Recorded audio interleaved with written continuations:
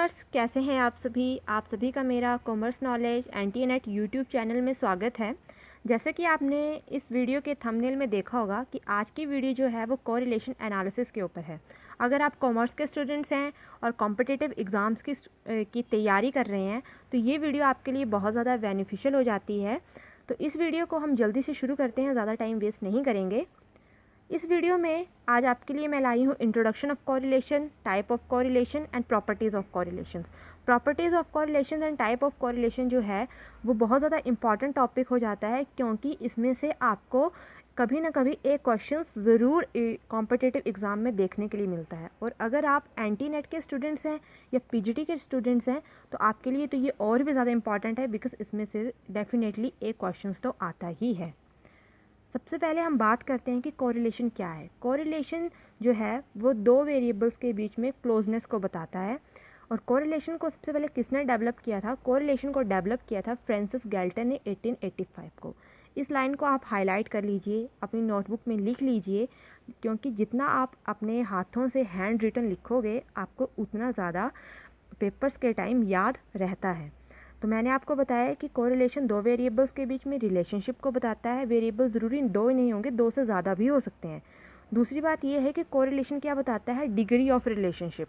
Degree of relationship को आप highlight कर लीजिए, बिकॉज कभी ना कभी ऐसा क्वेश्चन आ जाता है जो कंफ्यूज करने वाला होता है कि कोरिलेशन क्या बताता है, डिग्री ऑफ रिलेशनशिप बताता है या नेचर ऑफ रिलेशनशिप बताता है। तो कोरिलेशन क्या बताता है? डिग्री ऑफ रिलेशनशिप बिटवीन किसके बिटवीन? वेरिएबल्स के बिटवीन।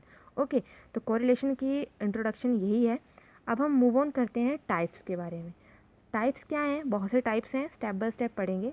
सबसे पहले है पॉजिटिव कोरिलेशन। पॉजिटिव कोरिलेशन क्या होता है कि जब दो वेरिएबल्स जो हैं वो सेम डायरेक्शन पे जाते हैं, या तो वो सेम डायरेक्शन में बढ़ रहे हैं या तो सेम डायरेक्शन में नीचे की ओर हो रहे हैं। फॉर एग्ज़ाम्पल, जैसे आपकी सप्लाई और डिमांड। अगर डिमांड बढ़ती है मार्केट में तो ऑब्वियस है उसकी सप्लाई भी बढ़ जाएगी। अगर डिमांड कम हो जाएगी किसी प्रोडक्ट की तो ऑब्वियस है उसकी सप्लाई भी कम हो जाएगी। तो ये है पॉजिटिव कोरिलेशन। अब है नेगेटिव कोरिलेशन। नेगेटिव कोरिलेशन क्या होता है? जो कि दो वेरिएबल के बीच में नेगेटिव रिलेशन को शो करता है। अगर एक वेरिएबल बढ़ेगा तो दूसरा वेरिएबल क्या हो जाएगा? घट जाएगा। अगर एक वेरिएबल घट जाएगा तो दूसरा वेरिएबल क्या हो जाएगा? बढ़ जाएगा। फॉर एग्जांपल, आपके प्राइस और डिमांड। अगर किसी कमोडिटी के प्राइस बढ़ जाते हैं तो कंज्यूमर क्या करेगा? उस प्रोडक्ट को नहीं खरीदेगा, उसकी डिमांड ही कम जो हो जाएगी। तो ये होगा नेगेटिव कोरिलेशन। अब हम बात करते हैं कि अगला टाइप्स क्या है। अगला टाइप है लीनियर और नॉन लीनियर। लीनियर कोरिलेशन क्या होता है कि जब दो वेरिएबल में कांस्टेंट रेशो में चेंज होता है। फॉर एग्जांपल, अगर एक वेरिएबल जो है वो 10% से बढ़ रहा है तो दूसरा वेरिएबल भी 10% से बढ़ेगा। फॉर एग्जांपल, अगर सप्लाई जो है किसी प्रोडक्ट की 10% इंक्रीज़ हो रही है तो डिमांड भी क्या हो जाएगी? 10% इंक्रीज़ हो जाएगी। ये है आपका लीनियर कोरिलेशन। अब बात करते हैं नॉन लीनियर। नॉन लीनियर को आप कर्वी लीनियर भी बोलते हैं। कर्वी लीनियर क्यों बोलते हैं? क्योंकि इसमें कर्व के थ्रू, मतलब चक्रीय जो है वो उतार चढ़ाव आता है। अगर एक वेरिएबल जो है वो 10% रेशो से बढ़ रहा है तो दूसरा वेरिएबल 20% से बढ़ जाएगा। अगर एक वेरिएबल 30 से बढ़ रहा है, 30% से बढ़ रहा है तो दूसरा वेरिएबल क्या हो जाएगा? 5% से बढ़ेगा। मतलब उसमें उतार चढ़ाव है, कोई कांस्टेंट रेशो नहीं है। तो उसे बोलते हैं नॉन लीनियर कोरिलेशन। तो नॉन लीनियर का दूसरा नाम क्या है? Curvy linear. प्लीज़ इसे आप अपनी नोटबुक में लिख लीजिए, क्योंकि एग्ज़ाम्स में क्वेश्चन हमेशा ही घुमा फिरा के आते हैं। आपको पता है कंपटीशन बहुत ज़्यादा हाई हो चुका है। नेक्स्ट है पार्शियल और मल्टीपल कोरिलेशन। पार्शियल कोरिलेशन और मल्टीपल कोरिलेशन को जानने से पहले मैं आपको मल्टीपल कोरिलेशन के बारे में बताऊंगी।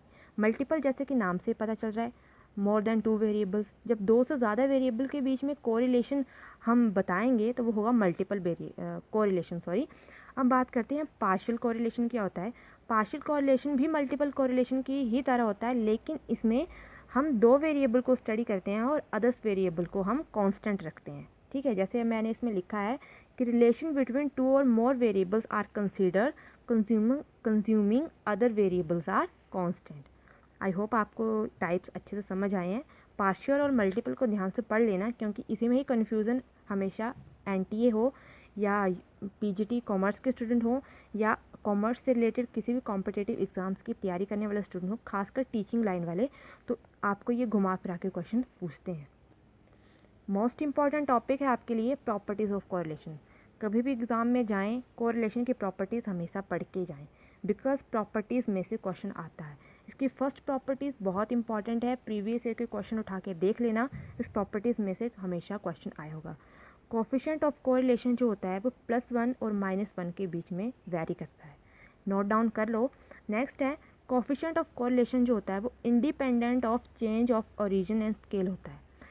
चेंज ऑफ ओरिजिन और स्केल का मतलब ये है कि अगर वेरिएबल्स में किसी तरह का हम प्लस और माइनस करेंगे या मल्टीप्लाई या डिवाइड करेंगे तो उसमें कोई इफेक्ट नहीं पड़ेगा, इसीलिए कोफिशिएंट ऑफ कोरिलेशन क्या होता है, इंडिपेंडेंट होता है। इंडिपेंडेंट को हाईलाइट कर लीजिए, जब मैं आपको रिग्रेशन की वीडियो लाऊंगी तब आपको ये पॉइंट जो है वो हाईलाइटेड पॉइंट समझ में आएंगे, बिकॉज रिग्रेशन और कोरिलेशन दोनों एक जैसे हैं और दोनों में हमेशा कन्फ्यूज़न होती है, तो इसको मैं हाईलाइट कर लीजिए।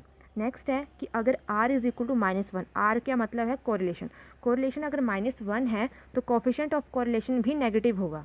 अगर कोरिलेशन इज इक्वल टू 1 है मतलब पॉजिटिव है तो कोफिशिएंट ऑफ कोरिलेशन क्या होगा, परफेक्टली पॉजिटिव होगा। और अगर जो दो वेरिएबल हैं, सपोज x एंड y है, इंडिपेंडेंट वेरिएबल्स हैं, तो हमेशा कोरिलेशन क्या होता है, इज इक्वल टू 0 होता है। ठीक है, तो आपको ये प्रॉपर्टीज़ अच्छे से समझ आई होंगी। जिन प्रॉपर्टीज़ को मैंने हाईलाइट करने के लिए आपको बोला है, आई होप आपने उन्हें नोटबुक में लिख लिया होगा। ये वीडियो थोड़ी फास्ट हो जाती है तो आप क्या कीजिए, इस वीडियो को पॉज करके अच्छे से लिख लीजिए, स्क्रीनशॉट मत लीजिए, बिकॉज आपके स्क्रीनशॉट जो होते हैं वो आपके सिर्फ इमेजेस में ही रह जाते हैं और वहीं से ही जब आपकी स्टोरेज बढ़ती है ना तो वहीं से ही डिलीट हो जाते हैं। तो स्क्रीनशॉट की तरफ ना जाइएगा और नोटबुक में लिख लीजिएगा। 5 मिनट का काम होता है तो 5 मिनट का काम आपके 2 या 3 नंबर एग्ज़ाम में ज़रूर बना देगा, तो इसलिए लिख लीजिए। तो thank you so much learners. अगर आपको ये वीडियो पसंद आई है तो प्लीज़ इस वीडियो को लाइक कर दीजिए, शेयर कर दीजिए और सब्सक्राइब भी कर दीजिए और बेल आइकन को भी प्रेस कर दीजिए प्लीज़, क्योंकि आगे आने वाली वीडियो की नोटिफिकेशन आपको जल्दी से मिल जाएगी। और अगर आप इस चैनल पर नए हैं तो प्लीज़ चैनल को सब्सक्राइब कर दीजिए। Thank you so much learners, मिलते हैं कल। Thank you so much. और सॉरी, आपको अगर डेली MCQs चाहिए हैं तो आप मुझे इंस्टाग्राम पर भी फॉलो कर सकते हैं। इंस्टाग्राम का लिंक मैंने डिस्क्रिप्शन में दिया हुआ है। साथ ही साथ आप मुझे टेलीग्राम ग्रुप में फॉलो कर सकते हैं। अगर आपको इस टॉपिक की PDF चाहिए होगी तो आप मुझे टेलीग्राम पर भी फॉलो कर सकते हैं। Thank you so much learners.